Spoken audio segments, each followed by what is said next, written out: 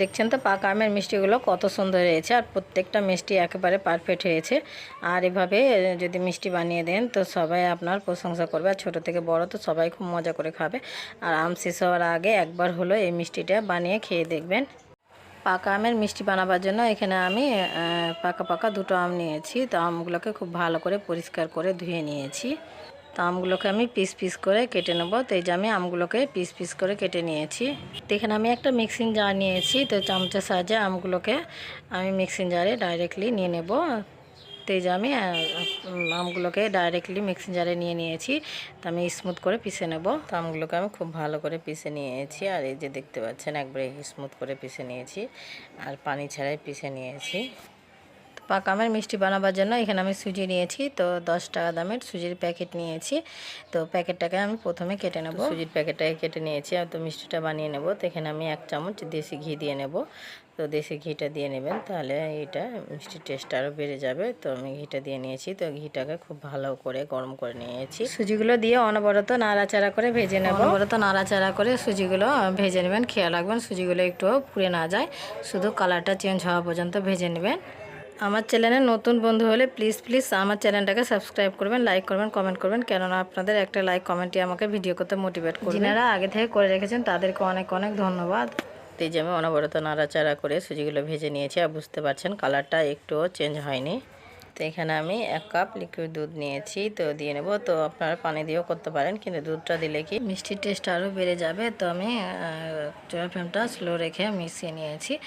তো পিষে রাখা আমের পিউরিগুলো সব দিয়ে নেব। পিষে রাখা আমের পিউরিগুলো আমি পুরোটাই দিয়ে নিয়েছি। আর এখানে আমি 4টা এলাচ গুঁড়ো করে নিয়েছি। তো দিয়ে নেব ফ্লেভারের জন্য। তো এলাচ গুঁড়োগুলো দিয়ে খুব ভালো করে মিশিয়ে নেব। তো এই যে আমি এলাচ গুঁড়ো আমের পিউরিগুলোকে খুব ভালো করে মিশিয়ে নিয়েছি। তো এখানে আমি 1 চিমটা অরেঞ্জ ফুড কালার দিয়ে নেব। তো এটা অপশনাল, আপনারা দিতে পারেন, নাও দিতে পারেন, স্কিপ করতে পারেন। তো এটা শুধু কালারের জন্য দিব, টেস্টে কোনো পার্থক্য আসবে না। তো কালারটা দিয়ে আমি খুব ভালো করে মিশিয়ে নিয়েছি।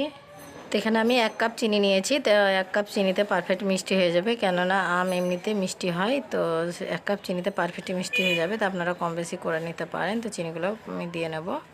চিনিগুলো দিয়ে অনবরত নাড়াচাড়া করে আমি চিনিগুলো গলিয়ে নেব। তো এই যে আমি অনবরত নাড়াচাড়া করে চিনিগুলো খুব ভালোভাবে গলিয়ে নিয়েছি। চিনিগুলো দিয়ে প্রায় আমি 5 মিনিট জাল করে নিয়েছি। আর এই যে মিষ্টির মিশ্রণের থিকনেসটা দেখছেন, এরকম করবেন। আর দেখছেন তো দাগ টানছি, তো দাগটা একটুও মিলছে না। তো এইভাবে এটা মিষ্টির মিশ্রণটা করবেন, তাহলে আপনাদেরও পাকা আমের মিষ্টিটা পারফেক্ট হবে। তো আমার মিষ্টির মিশ্রণটা হয়ে গেছে, আমি গ্যাসটা অফ করে দেবো। মিষ্টিগুলো সেট করার জন্য এখানে আমি একটা প্লেট নিয়েছি। তো প্লেটে পুরোটাতে খুব ভালো করে ঘি ব্রাশ করে নিয়েছি।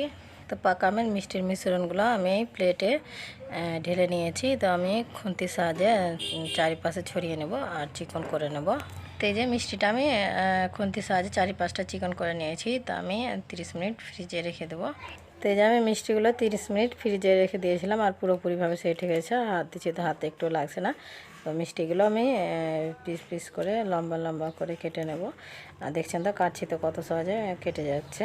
দেখছেন তো মিষ্টিগুলো কত সহজে কেটে যাচ্ছে। আর এভাবে যদি মিষ্টি বানিয়ে কাউকে খাওয়ান তো সবাই আপনার প্রশংসা করবে, আর ছোট থেকে বড় সবাই খুব মজা করে এই মিষ্টিটা খাবে। তো মিষ্টিটা আমি সাইড কেটে নিয়েছি। তো প্লেটটা ঘুরিয়ে নিয়েছি।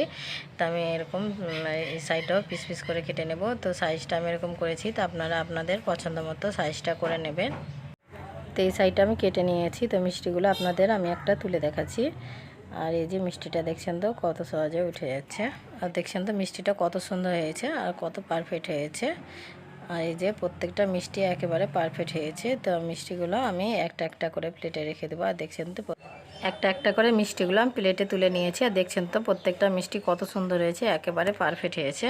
আর দেখলেন তো পাকা আমের মিষ্টিগুলো কত সহজে বানানো গেল। আর এইভাবে যদি পাকা আম দিয়ে মিষ্টি বানিয়ে দেন তো সবাই আপনার প্রশংসা করবে, আর ছোট থেকে বড় তো সবাই খুব মজা করে খাবে। আম শেষ হওয়ার আগে একবার মিষ্টিটা বানিয়ে না খেলে আপনারা খুব মিস করবেন। তো আমার এই পাকা আমের মিষ্টি রেসিপিটা যদি ভালো লাগে তবে লাইক কমেন্ট শেয়ার করবেন, আর আমার চ্যানেলটাকে সাবস্ক্রাইব করবেন, কেননা যখনই নতুন কোনো ভিডিও আপলোড দিব সবার প্রথমে আপনার কাছে পৌঁছে যাবে।